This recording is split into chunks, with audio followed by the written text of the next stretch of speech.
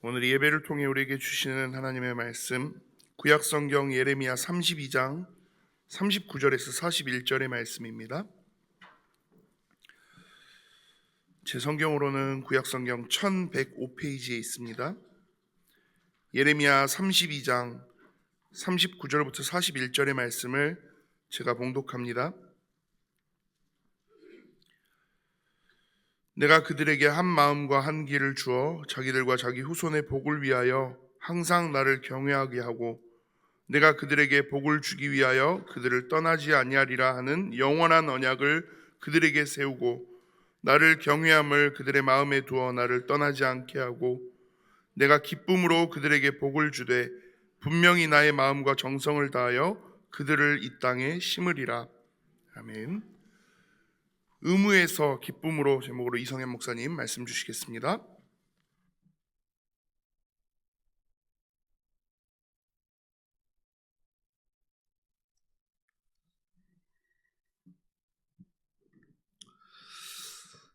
네, 반갑습니다.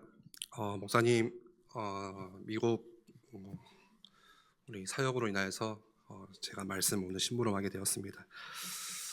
우리 한번 같이 옆에 있는 손님들과 또 반갑게 웃으시면서 인사하면 좋겠습니다. 우리 기쁨으로 예배합시다. 우리 한 번 더 우리 축복해 주면 좋겠습니다. 기쁨으로 하나님을 찬양합시다.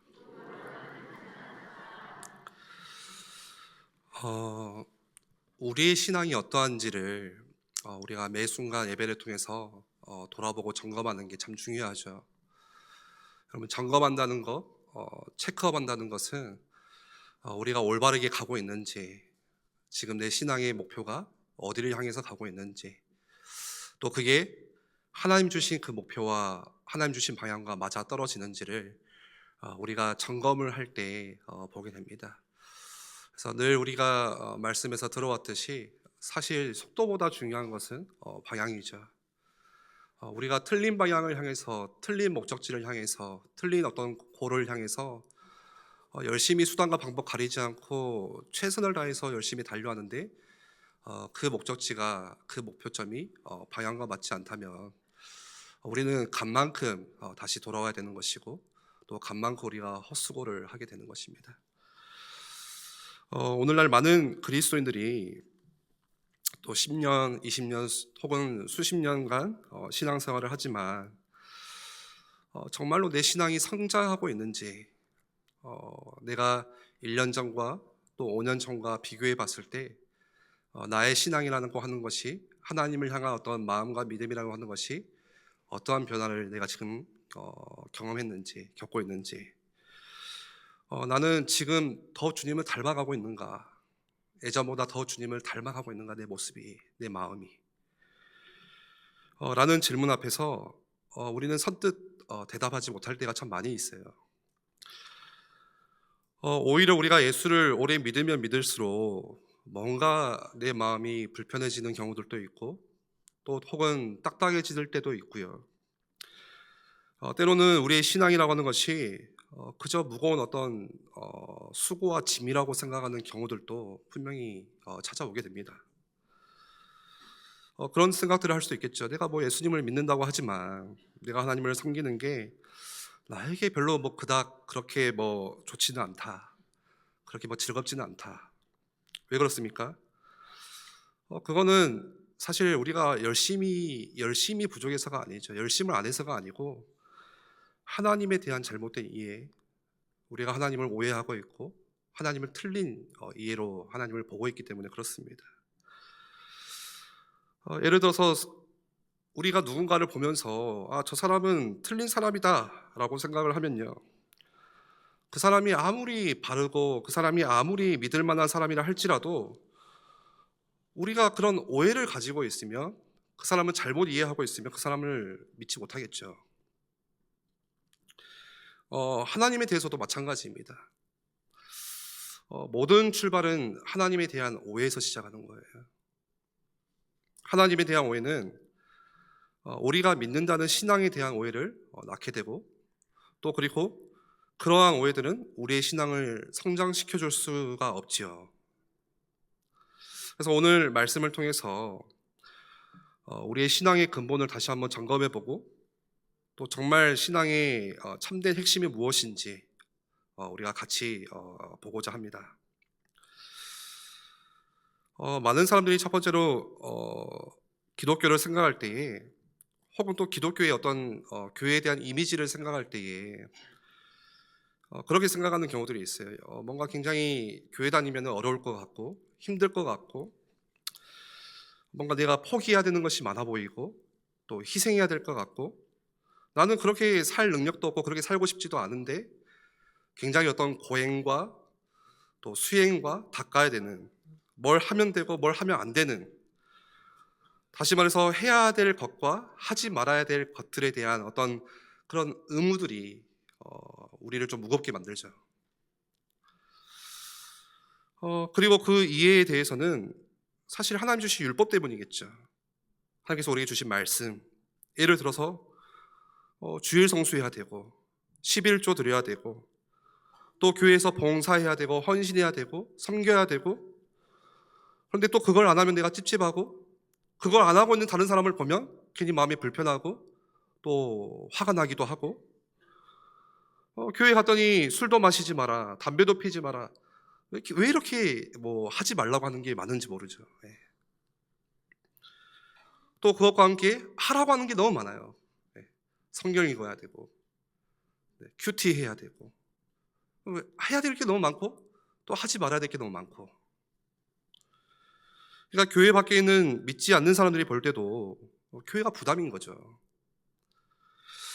이거를 내가 어떻게 다 내려놓나. 나는 지금 이게 너무 좋은데 내가 어떻게 이 즐거운 것들을 다 내가 포기하면서 살 수가 있는가. 나는 그렇게 살고 싶지 않다.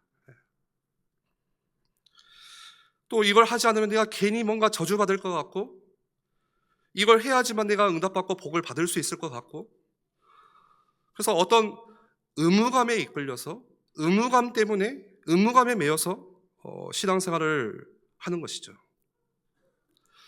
여러분 많은 사람들이 신앙생활하고 또 헌신하고 봉사를 하다가 때로는 우리가 그런 경험들도 하죠. 탈진하기도 하고 지치기도 하고요. 때로는 마음 상하는 일들을 경험할 때도 참 많이 있습니다. 사실 누구나 그런 경험들을 종종 하게 되죠. 누구나 할 수 있는 것들이에요. 얼마든지 지칠 수가 있어요. 성경에 보니까 엘리야도 그 엄청난 선지자도 지쳤잖아요. 로데나무 밑에서 다 포기해버리고 그냥 빨리 죽고 싶다는 생각밖에 들지 않을 만큼. 근데 근본적으로 하나님에 대해서 우리가 잘못 이해하고 있고 틀리게 이해하고 있고 그 하나님을 내가 오해하고 착각하면서 하나님을 우리가 섬기고 믿다 보면요 그거는 나중에 참 회복하기 어려운 쓴뿌리가 됩니다. 우리에게. 그러니까 오늘 제목과 같이 사실 기독교라고 하는 것은 의무감에 매여서 살아가는 종교가 아니라는 거예요. 한번 예를 들어 보겠습니다. 혹시 여러분 무당이 구판을 벌이는 거 보신 적이 있습니까? 그러면 무당들이 자주 하는 말들이 있어요. 뭐가 부족하다고 하죠? 정성이 부족하다는 거예요. 정성이 부족하다. 정성을 다해야 된다. 그 정성이라는 것은 결국 뭡니까? 뭘 이야기하죠? 돈이 부족하다는 거예요. 돈을 더 바쳐야 된다. 너 지금 이만큼 돈 내가지고 너가 원하는 그 집에 복 받겠냐? 더 많은 정성을, 더 많은 돈을 아주 그냥 지문이 없어지도록 손을 싹싹 빌어야 된다. 네. 여러분 기독교가 그런 건가요? 아니죠. 천만의 말씀이죠. 마치 종교심을 부추겨가지고 더 많은 헌금을 내야 돼. 그래야 내가 복 받을 수 있어. 더 많은 정성을 가지고 헌신을 해야 돼. 그래야 너희가 응답받을 수 있어. 그거는 틀린 기독교죠. 물론 그렇게 하는 기독교들도 있겠지만 뭔가 우리 마음에 내가 이걸 안 하면 찝찝해요. 뭔가 하나님께서 이걸 싫어하시기 때문에 내가 막 이걸 하면은 뭔가 혹시나 지옥 가지 않을까. 여러분 혹시 지옥 가는 게 무서워가지고 예수를 믿는다면은 그게 정말로 기독교입니까? 예를 들어서 부부가 서로 사랑해서 결혼을 합니다. 한 몸을 이루었어요. 가정을 이루었어요. 한 집안에서 같이 식사를 하고 잠을 잡니다. 함께 합니다. 그런데 나중에 시간이 지나서 뭔가 사랑이 식고 마음이 식고 변해서 오로지 의무감에 의해서 산다면 이혼할 수 없으니까 복잡하니까 그냥 살아야지. 그러면 신앙생활을 이렇게 하는 사람들이 있다는 거예요. 뭔가 의무감에 의해서 안 하면 안 될 것 같고 찝찝할 것 같고 혹시나 내가 저주받을까? 지옥에 가지 않을까? 하나님을 별로 좋아하는 마음이 없어요. 하나님을 별로 사랑하지 않아요. 그런데 그냥 머물러 있는 거예요. 그런데 이런 잘못된 오해와 이면에는 어떤 생각이 있냐면요. 그런 게 있죠. 우리 저변에 하나님을 내가 감동시켜 드려야 된다. 하나님을 내가 만족시켜 드려야 된다. 그런 착각을 가지고 있어요. 우리 누구나 다. 그런데 이런 생각들은 사실 이방 종교에서 오는 생각이죠. 내가 하나님을 감동시켜야 된다. 한번 질문해 보겠습니다. 여러분이 정말로 하나님을 감동시킬 수 있다라고 생각하십니까? 성경은 그렇지 않다고 이야기를 해요. 모든 사람이 다 죄를 범하였고 그렇기에 본질상 하나님의 진노를 받아 마땅한 존재고 우리는 그 누구도 하나님을 감동시킬 수 있는 존재는 없다라고 말하는 게 성경 말씀이에요.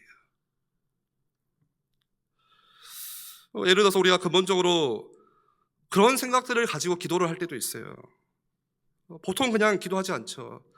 40일을 기도한다든지 내가 40일 금식을 해서 기도한다든지 뭔가 그런 식으로 해서 다른 사람이 기도하거나 다른 사람이 헌신하는 것보다 내가 더 많이 헌신하고 내가 더 많이 기도해서 저 사람보다 하나님이 저 사람을 축복하지 않고 나를 축복하게 만들려는 그런 생각을 가지고 신앙생활을 하는 사람들이 있다는 거예요. 그러면 기독교와 종교의 차이가 뭡니까? 하나님을 감동시키려고 하는 거, 내가 하나님을 감동시켜서 내가 복을 받으려고 하는 거는 여러분 모든 종교들이 가지고 있는 특징이에요. 내가 믿는 그 신을 감동시켜서 정성을 다해서 내가 복 받아야지. 그런데 기독교는 그렇지가 않습니다. 기독교는 인간이 하나님을 감동시킬 수 없다는 얘기를 하고 있는 거예요. 성경 말씀은. 여러분 우리는 우리 안에 뭔가 있다고 생각하는 그런 착각하는 경향들이 있습니다. 스스로 내 자신을 볼 때 스스로 내가 굉장히 괜찮은 줄 알아요. 그래도 나 정도면 굉장히 나은 줄 알아요. 근데 성경에 보시면 요한복음 3장 36절 말씀에 너희 위에 뭐가 있다고 말씀하세요? 하나님의 진노가 너희 위에 있다라고 이야기를 했어요. 여러분 인간이 하나님을 감동시킬 수 있는 재주는 없습니다. 우리의 존재 자체가 하나님의 진노의 대상이에요. 그런데 여러분 복음은 뭡니까?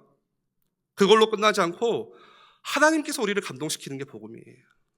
이게 종교와 복음의 차이예요. 모든 종교의 특징은 내가 그 신을 감동시키려고 하는 게 특징이라면 복음은 하나님이 나를 감동시키시는 거예요. 이건 어떻게 우리가 말로 설명할 수 없는, 감당할 수 없는 일이죠. 하나님이 사람을 감동시키세요. 그게 복음이에요.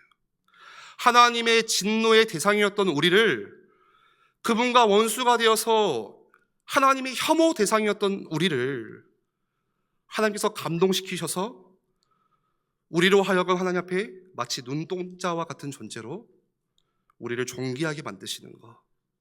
이게 복음이에요. 이게 우리의 신앙이에요. 여러분 하나님이 사람을 감동시키지 않으면 우리 안에는 아무런 일도 일어나지 않습니다. 찰스 스펄전 목사님의 자서전에 보면 그 목사님이 이렇게 글을 써놨어요. 자기의 신앙을 보면서 회고하면서 제가 읽어드리겠습니다. 어느 날 밤 하나님의 집에 앉아있을 때 너는 어떻게 그리스도인이 되었지? 라는 생각이 문득 떠올랐다. 나는 주님을 추구했지. 그런데 너는 어떻게 주님을 추구하게 되었지? 그 순간 진리의 빛이 번쩍 내 마음을 가로질렀다. 그분을 추구하게 만드는 힘이 앞서서 내 마음에 작동하지 않았다면 나는 그분을 절대 추구하지 않았을 것이다. 내가 기도했지라는 생각이 났다. 그런데 내가 어떻게 기도하게 되었지라고 자문해 보았다. 성경을 읽다가 기도하고 싶은 마음이 생겼지. 나는 어떻게 성경을 읽게 되었지? 그때 나는 모든 것 맨 아래에 하나님이 계셨다는 것을 알았다. 그분이 내 믿음의 창시자였다. 그렇게 은혜의 교리가 나에게 활짝 열렸던 것이다. 여러분 무슨 말인지 알겠죠? 내가 어떻게 하나님을 믿게 되었지? 누가 나에게 복음을 말해줘서. 왜 그 사람의 복음을 말했을 때 전에는 반응하지 않았던 내가 반응하게 되었지? 내가 힘들어서. 그 모든 것들을 타고 가면 그 맨 아래에 뭐가 있다는 거예요? 하나님이 계시다는 거예요. 하나님이 우리 마음을 감동시키셨기 때문에 그런 일이 일어났다는 거예요. 여러분, 하나님이 사람을 감동시키지 않으시면 우리 안에는 아무런 일도 일어나지 않습니다. 그러면 하나님이 우리 마음에 감동시키는 게 뭡니까? 그게 회심이에요. 죄를 깨닫게 하시는 거예요. 내가 얼마나 하찮은 존재인지를 알게 하시는 거예요. 하나님이 어떠하신지를 깨닫게 하시는 거예요. 여러분, 그래서 우리의 신앙은 의무가 아니고 기쁨입니다. 그렇죠? 기쁨이잖아요, 그게. 하나님께서 우리 마음에 작동하심으로, 감동케 하심으로 우리가 하나님을 만나게 된 것이 기쁨 아닙니까? 그게 즐거움이 아닙니까? 우리의 신앙은 기쁨에서 시작하는 거예요. 즐거움에서부터 시작하는 거예요. 여러분, 왜 하나님께서 인간을 창조하셨습니까? 하나님께서 할 일이 없으셔가지고 심심해서 창조하신 게 아니죠. 여러분, 하나님은 심심하지 않으신 분이에요. 언제나 부족하지 않으시고 언제나 충만하시고 언제나 그 기쁨과 만족과 행복함이 무한히 흘러넘치시는 분이세요. 그럼 왜 하나님께서 이 땅을 창조하시고 우리 인간을, 사람을 창조하셨느냐라고 했을 때 그 성삼위 하나님이 누리시는 영원한 기쁨, 그분이 누리시는 영원한 그 행복을 누구에게요? 우리에게 주시고 싶으셔서, 우리에게 그걸 주시는 게 하나님의 기쁨이 되어서 우리를 창조하신 것입니다. 그래서 인간을 창조하실 때 유일하게 우리 인간만을 하나님의 형상으로 창조하셔서 하나님이 말하면 알아들을 수 있는 존재로 창조하신 거죠. 반응할 수 있는 존재로. 그래서 하나님께서 제일 먼저 커뮤니케이션 하신 게 뭡니까? 기쁨이에요. 기쁨을 주신 거예요. 여러분, 아담에게 하와를 주신 게 왜 주셨죠? 하나님이 기쁘셔서 주신 거예요. 아담이 달라고 한 적도 없어요. 하나님이 기쁘셨기 때문에 주신 거예요. 하나님께서 모든 창조를 마치시고 기뻐하셨던 거, 완벽하게 모든 환경을 조성하시고 그 인간에게 그것들을 부르시고 맡기신 거, 하나님께서 기뻐하셨기 때문에.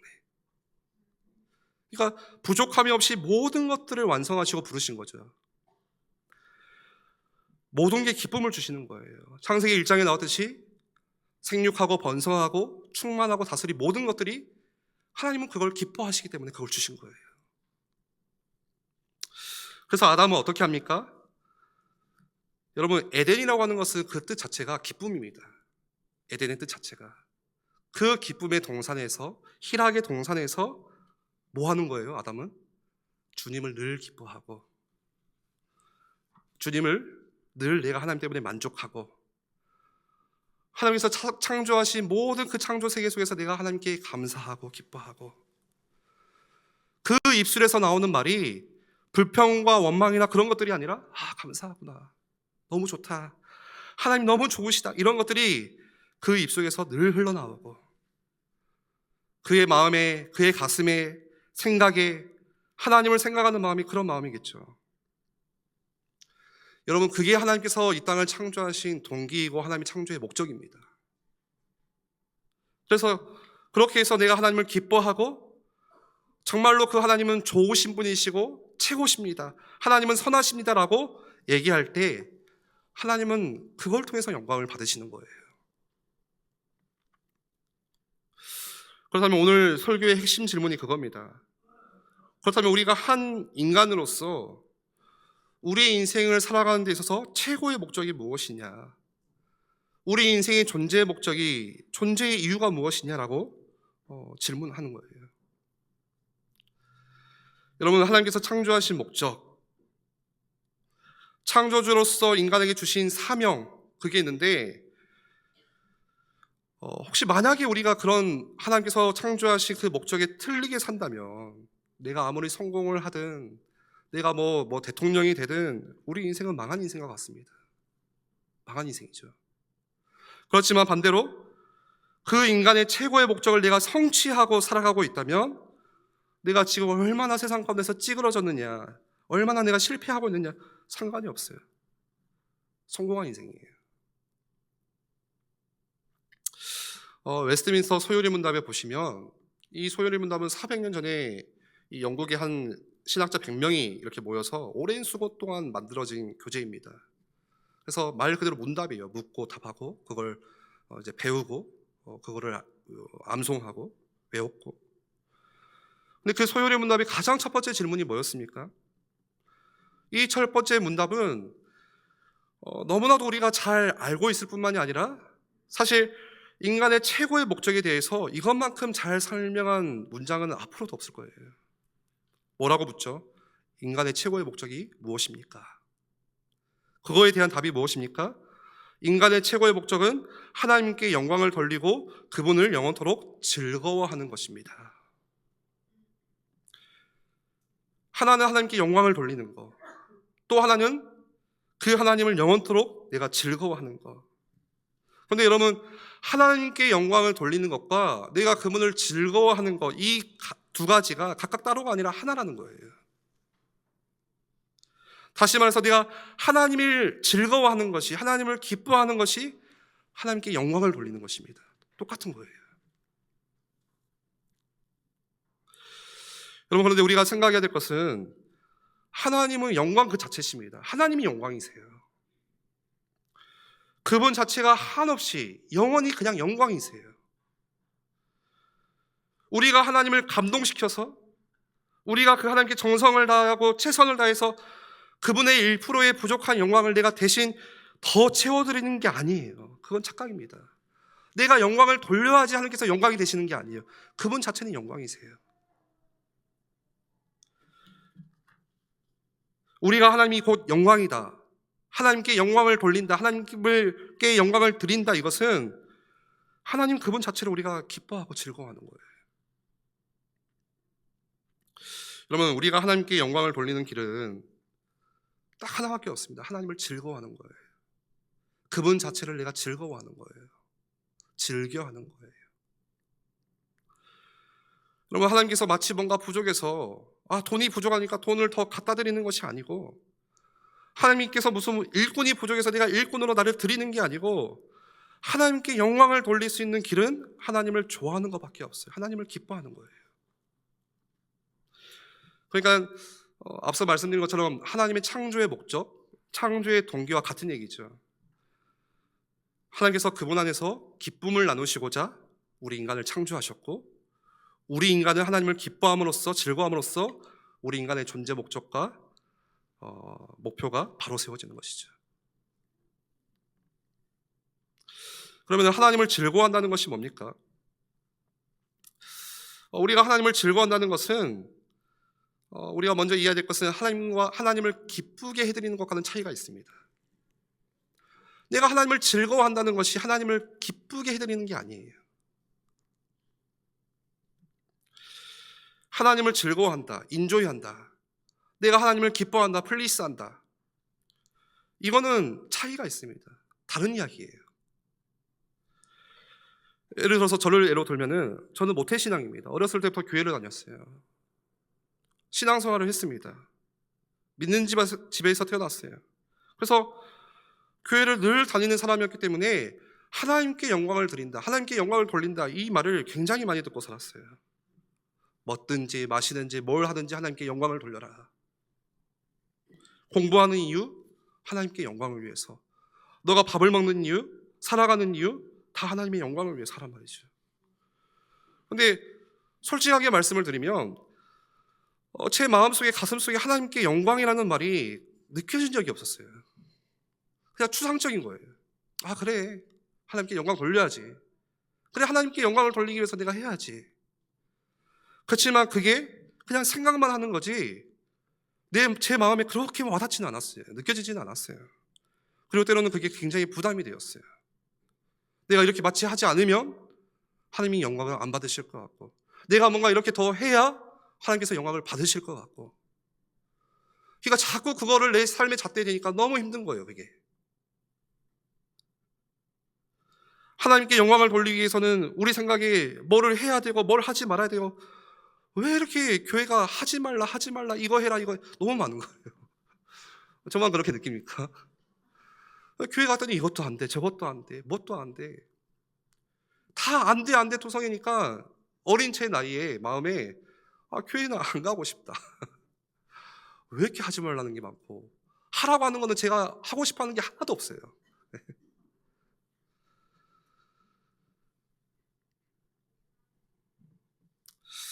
주일날 주일 성수해라. 너 예배 빠지면 너 뭐 이런 말 많이 듣잖아요. 어렸을 때. 뭐 예배 승리가 인생 승리다. 뭐 예배 안 드리면 너 뭐 필요 없다. 막. 네. PC방 가지 마라. 주일날 PC방 가면 지옥 간다. 막 이런 이야기 하더라고요. 제가 뭐 중학교 때 PC방에서 산 건 아니지만 PC방을 다니다가 저를 가르쳤던 목사님 배승희 목사님이었거든요. 그때 얼마나 많이 욕을 먹었는지 몰라요. 목사님이 욕하더라고요. 네. 엄청 혼났어요. 아들인 배재학님 목사님은 이제 맞기도 하고요. 막 두들 맞기도 하고 막 그런 공포심을 조성하는 거죠. 그러니까 제가 하고 싶은 것들이 다 죄다 걸리는 거예요. 교회는 이거 하면 안 돼, 이거 하면 안 돼. 나는 이거 하고 싶은데 이거 하면 안 돼. 그러니까 다시 말해서 하나님을 기쁘시게 하려고 하니까 너무 내 삶이 힘든 거예요. 그런데 문제는 뭔가 하면요, 하나님이 원하시는 그 기호와 취미가 내가 원하는 것과 너무 다르다는 거예요. 원체 맞지가 않아요. 포기해야 될 게 많고 하지 말아야 될 게 너무 많고, 하나님이 좋아하시는 것이 이상하게 너무나도 내게 힘들고 안 되고. 그러니까 여러분, 주일날 하루 종일 교회에 와가지고 교회에 있다는 것이 힘들잖아요. 뭐 한편으로는 어떤 날은 뭐 재미도 있지만, 그런데 그런 어떤 율법의 조항들, 뭔가를 해야 되는 어떤 의무의 그런 조항들, 리스트들, 해라 하지 마라, 인간이 만들어낸, 내 자신이 만들어낸 그것들에 의해서 그걸 가지고 하나님을 기쁘시게 하려고 하니까 굉장히 힘든 거죠, 내 신앙이. 마치 예전에 그 코미디 프로 중에 그 회장님 막 딸랑딸랑 하는 그게 있었거든요. 뭐 이사들이 와가지고. 그러니까 회장님이 나오면 전부 다 이사들이 붙어가지고 막 이렇게 아부하면서 딸랑딸랑 하는데, 사실 그게 얼마나 힘든 거예요. 내가 잘리지 않기 위해서 그냥 다 이 사람 저 사람 내가 장단 맞춰가면서 그렇게 살아가는 게 얼마나 힘들어요. 그 작년에 드라마를 보니까 드라마 제목 중에 그런 제목이 있더라고요. 서울 자가의 대기업 다니는 김부장 이야기. 이게 뭔 이야기지? 저는 이제 드라마를 잘 안 좋아해가지고 그냥 리뷰만 봤어요. 근데 막 50대 60대 아빠들이 볼 수 없는 드라마라고 하더라고요. 보고 있으면 다 눈물을 흘린대요. 너무 현실적이고, 이게 뭔가 그 재밌는 요소들이 있지만 거기서 내가 막 맞춰고 잘리지 않기 위해서 아둥바둥하고 나 살고자 다른 사람 잘라내고, 마치 그게 나의 삶에, 그러니까 어떤 사람이 그래요.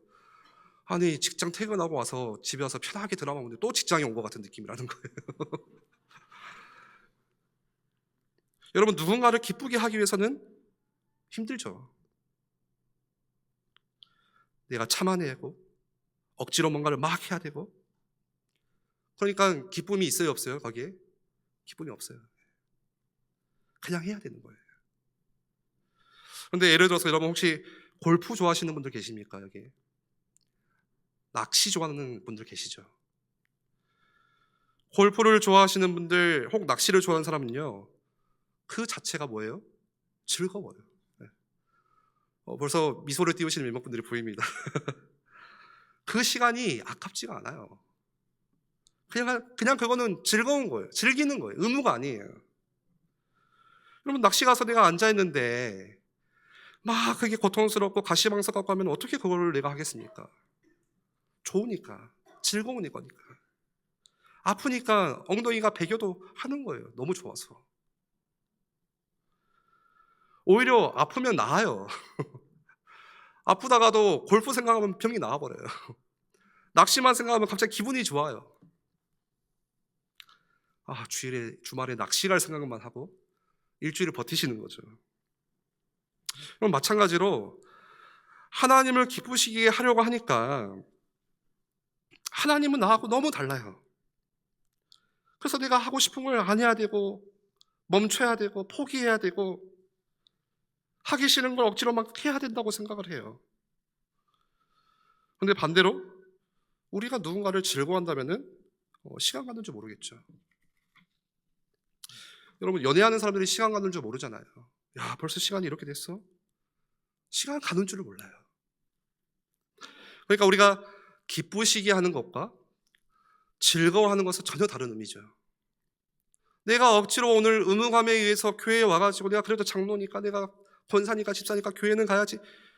그런데 오늘 왜 하필 이 목사가 설교를 해가지고 담임 목사님은 40분 설교하시는데 오늘 또 1시간 하시게. 오늘 잘못 걸렸다 막 이런.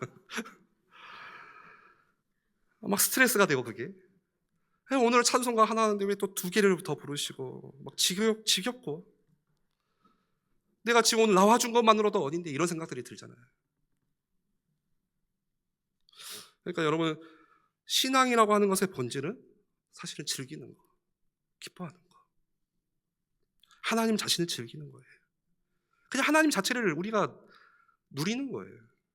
뭔가를 해서 하나님을 누리는 게 아니고 그냥 하나님 그분 자체를 누리는 거예요.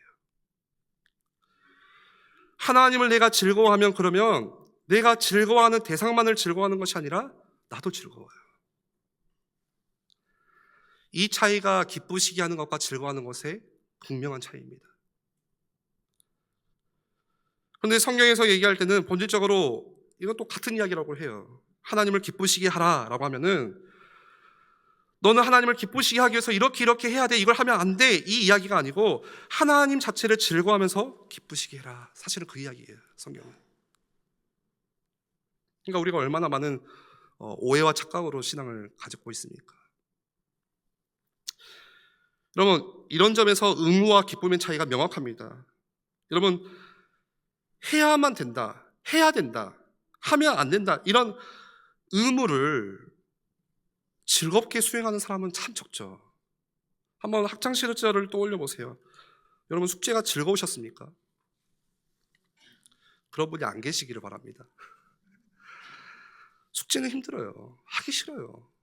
근데 해야 돼요. 그래서 저는 어떻게 했냐면요, 이게 너무 하기 싫은 거예요. 그래서 뭐지, 안 한 게 이제 거의 대부분이었고, 학교를 어떻게 다녔나 모르겠어요, 제가. 안 했어요, 숙제를. 걱정하지 마십시오. 제가 2부 때는 이야기를 안 하겠습니다. 아이들이 힘을 얻을까 봐. 숙제를 안 했어요. 마치 이제 숙제를 해야 될 때가 있어요. 이제 부모님께 크게 야단을 맞거나, 이 숙제를 안 하면 내일 나는 이제 선생님한테 죽는다, 이러면 이제 억지로 울면서 막 숙제를 밤새 하는 거죠. 그럼 하기 싫은 숙제하면 저는 어떻게 했냐면요, 꼭 이상하게 숙제만 하면 다른 책을 봐요. 봐야 되는 책은 안 보고 보지 말아야 될 책을 봐요. 이상하게 그 시간에는 뭐 안 하던 책상 정리를 막 해요. 막 자기 방도 치우고. 이게 뭐예요? 의무와 기쁨의 차이예요. 제가 자꾸 낚시를 예로 드는데, 저 낚시 안 좋아합니다. 낚시 가자고 하지 마세요. 너 오늘 낚시 안 가면 너 돈 안 준다. 너 일단 안 줄 거야. 오늘 또 낚시를 가. 내일 또 가야 되고, 아침에 일찍 일어나서 가야 돼. 밤 10시까지 낚시하고, 아니 내일 아침까지 하고 낚시하고 와. 그러면 이거를 어떤 내가 해야 되는 일, 업으로 생각하면 그거는 의무가 되겠죠. 힘들겠죠, 그러면은. 그런데 내가 안 해도 되는데 내가 원해서, 내가 하고 싶으니까, 그거는 엄청난 차이예요. 제가 몇 년 전에 여기저기 이제 막 사역 때문에 막 집도 많이 비우고 이렇게 막 수련회 막 며칠씩 갔고 그러니까 이제 아내에게 막 미안한 마음이 들더라고요. 예. 그래서 그날은 제가 이제 그때 이제 결혼하기 전인데, 제가 미안해서 이제 아내가 일하는 회사로 이제 꽃다발을 이렇게 해가지고 이게 보냈어요. 미안하고 고맙고. 손편지도 같이 썼죠. 근데 여러분, 꽃이 싸지가 않습니다. 그렇죠? 왜 이렇게 비싼지 모르겠어요. 근데 그냥 꽃만 달랑 주는 게 아니잖아요. 그 꽃이 왜 비쌉니까? 그걸 이제 화려하게 포장을 하니까 몇 송이 들지도 않았는데 굉장히 비싸요, 꽃이. 그때도 제가 한 4, 5만 원 준 것 같아요, 꽃값을. 여러분, 사실 그 돈이면은 뷔페 둘이 갈 수 있거든요. 그러면 제 생각에 무슨 꽃이야, 그냥 둘이 뷔페 가가지고 배불리 먹는 게 훨씬 낫지. 그리고 나중에 얼마 안 가서 다 시들고 거꾸로 뒤집어 놓고 다 가루돼가지고 떨어지고 청소해야 되고 다 쓰레기로 버려야 되고 나중에는 꼭 거기서 사야 돼? 여러분, 제가 이런 생각을 했겠습니까? 아니죠. 이상하게 가슴이 뛰더라고요. 기분이 좋았어요. 무슨 말인가 하면 단지 제가 아내를 기쁘게 해주고 싶어서 그 아내를 기쁘게 해줄 수만 있다면 그거 자체가 제 자신의 기쁨이 되는 거예요. 그게 절대 저한테 굴욕이 되지 않았어요. 아니, 무슨 사내 자식이 꽃집에 가서 꽃을 골라, 이런 생각 들지 않았어요. 오늘 생일인데 돈 아까운데 꽃이라도 사가자, 진짜. 남편이 돼가지고 이거라도 해야지. 막 의무감으로 한 게 아니었어요. 그런 생각을 안 하고 싶었어요. 이상하게 그날은 마음이 기쁘고 마음이 즐거웠습니다. 설령 제가 그 아내에게 꽃을 바치면서 무릎을 꿇는다 할지라도 그게 저에게는 결코 부끄러움이 되지 않았어요. 저에게 그게 굴욕이 되지 않았어요. 제 마음의 기쁨이 더 컸을 거예요. 그러면 제가 아내를 기뻐하고 즐거워하고 있었고 아내에게 더 기쁨을 더해주고 싶은 그 마음, 그것뿐이었기 때문에 그래요. 여러분, 기쁨으로 내가 부부관계를 맺고 기쁨으로 내가 부모와 자녀의 관계를 맺고 기쁨으로 내가 친구 관계를 맺어간다면 그거는 참 즐거운 거죠. 즐거운 만남이죠. 근데 반대로 막 의무감에 의해서 굳이 안 만나고 싶은데 억지로 만나가지고 계속 시계만 쳐다보고 있으면 얼마나 그게 또 힘듭니까? 별로 만날 생각이 없는데 막 누가 만나라고 막 부추기니까 힘들죠. 그러면. 근데 반대로 의무가 아니 그게 내가 기쁨이 되고 그 만남 자체가 즐거움이 되면은 시간 가는 줄 모르잖아요. 벌써 시간이 이렇게 됐어? 야, 우리 다음에 다시 또 만나자. 이런 만남은 의무에 의한 만남과는 차원이 다르죠. 여러분, 한번 하나님과 우리의 관계를 생각해 보시기 바랍니다. 하나님은 인격이시죠. 하나님께서는 사실 우리와 그런 관계를 맺으실 수 있는 분이 아니심에도 불구하고 하나님 그분 자체가 스스로 낮추시고 낮아지셔서 우리가 당신과의 친밀함을 허락하셨어요. 이게 복음이잖아요. 이게 은혜잖아요. 하나님을 만날 수 없는 존재, 자격도 안 되는 존재인 우리가, 여러분 한번 생각해 보세요. 예를 들어서 제가 높은 지위에 있는 사람을, 아주 훌륭하신 분들을 내가 원한다고 해서 친밀감을 가지고 그 사람에게 만날 수가 있겠습니까? 절대 불가능하죠. 그분이 허락해 주셔야 되는 거예요. 그분이 틈을 주셔야 되는 거예요. 그분이 친밀함을 가지고 찾아와 주시고 허용해 주셔야 내가 그 앞에 다가갈 수가 있는 거예요. 우리가 하나님을 만나는 것도 섬기는 것도 똑같습니다. 마찬가지입니다. 하나님께서 그렇게 하셨기 때문에. 그래서 우리 신앙의 시금석은 뭡니까? 기쁨이에요. 그 기쁨이 우리의 모든 삶의 동기가 되고 힘이 되는 것입니다. 여러분, 우리가 하나님 안에서 최고의 만족을 누릴 때에 하나님은 우리 안에서 최고로 영광을 받으세요. 우리가 하나님 안에서 그분을 기뻐할 때에 하나님은 우리 안에서 우리로 하여금 영광을 받으시는 거예요. 내가 이루어놓은 어떤 성공이나 내가 추구하는 가치 같은 것들 때문에 우리가 그 안에서 기뻐하고 그것이 잘 되는 것을 내가 즐거워하고 그거를 하지 말라는 얘기가 아닙니다. 여러분, 모든 인간에게 하나님 주시는 마음이에요. 그건 당연한 거예요. 그렇지만 더 중요한 것은 정말로 우리가 우리의 즐거워하는 모든 가치, 정말로 우리에게 참된 행복을 가져다주고 우리를 정말로 부족함이 없는 그 만족함을 주시는 최고의 가치는 그러한 것들이 아니라, 내가 이뤄놓은 것들이 아니라 하나님이셔야 된다는 이야기를 드리고 싶은 겁니다. 그래야 하나님은 우리 안에서 최고로 영광 받으시는 거예요. 이게 하나님을 우리가 즐거워하는 것입니다. 끝으로 오늘 본문 말씀을 잠시 보시면, 오늘 본문 말씀은 복음의 핵심을 증거하는 말씀이죠. 유다가 멸망하기 전에 이 멸망한다는 메시지를 전했던 에레미야 선지자를 통해서 주어진 말씀이에요.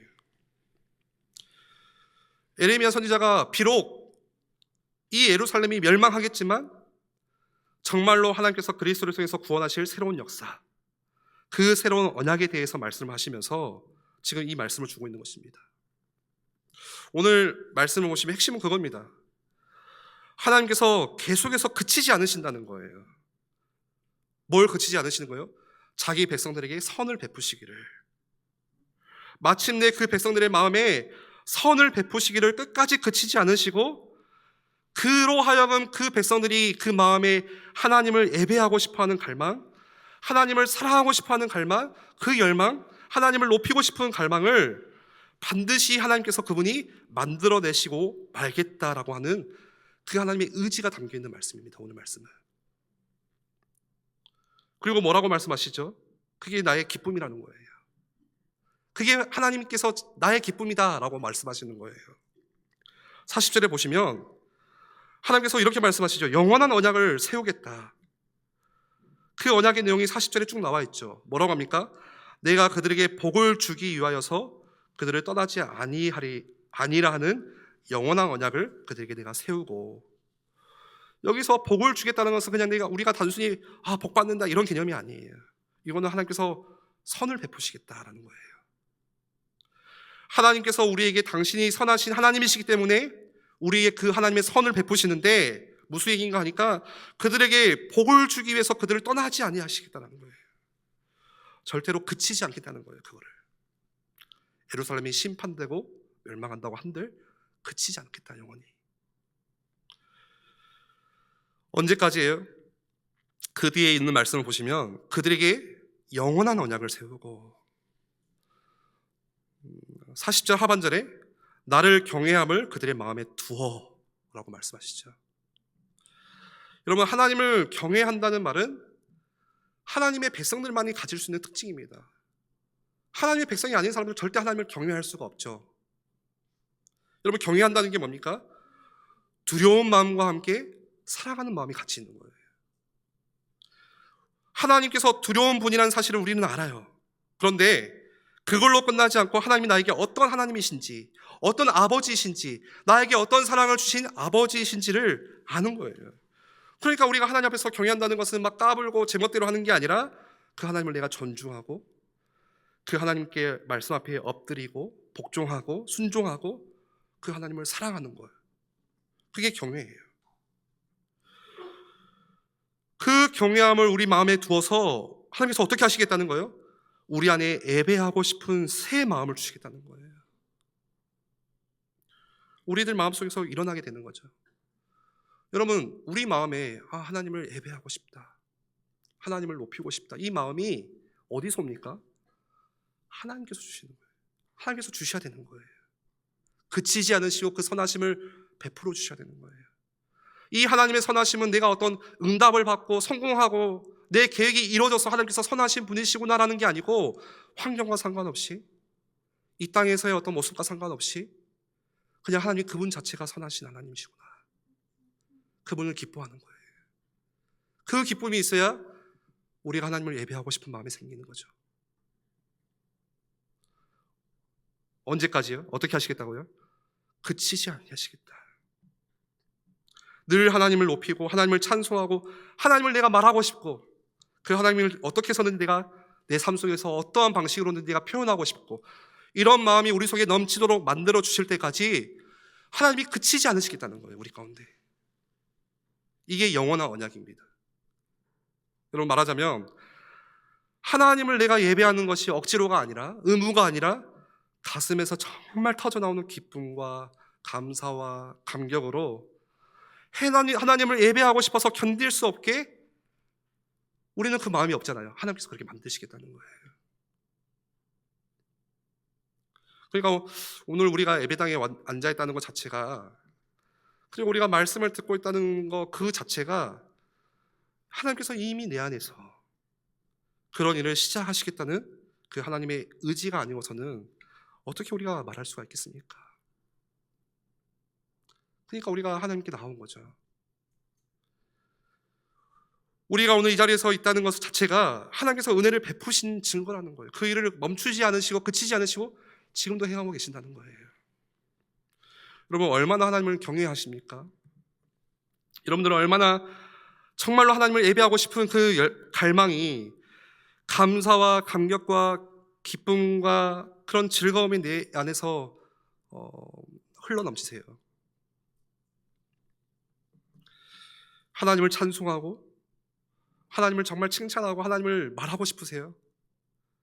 그걸 주시는 게 하나님의 은혜예요. 여러분, 이스라엘 역사를 보시면 알잖아요. 이스라엘 역사는 한마디로 하면요, 떠나는 역사예요. 매번 하나님을 떠나요. 그게 이스라엘이 반복되는 역사예요.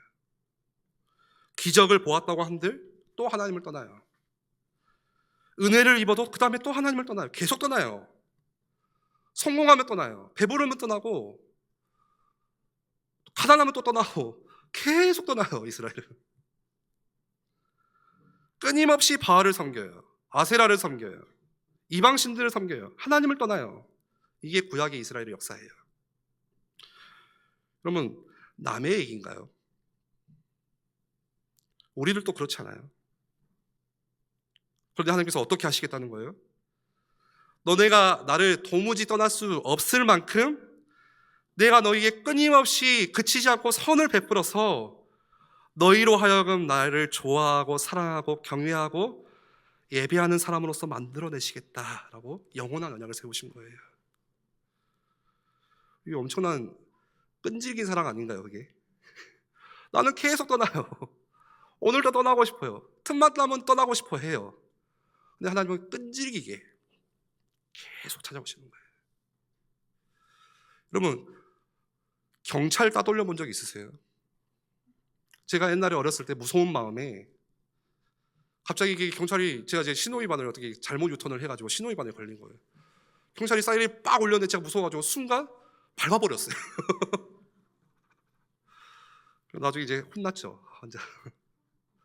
여러분, 경찰 절대 못 따돌립니다. 미국 보니까요, 헬기까지 둬요. 절대 못 따돌려요. 어떤 목사님이 그렇게 이야기를 하신 거예요. 그만큼 끈질기게 하나님이 살아계 우리를 추적하고 있다.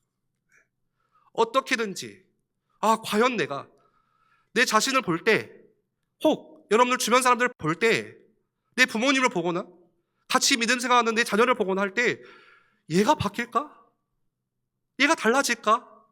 얘가 정말 하나님을 향한 갈망이 생길까? 그런 궁금증과 의문을 우리는 다 갖고 있지만 내 자신을 보면서도 마찬가지고 하나님께서 그렇게 하시겠다는 거예요.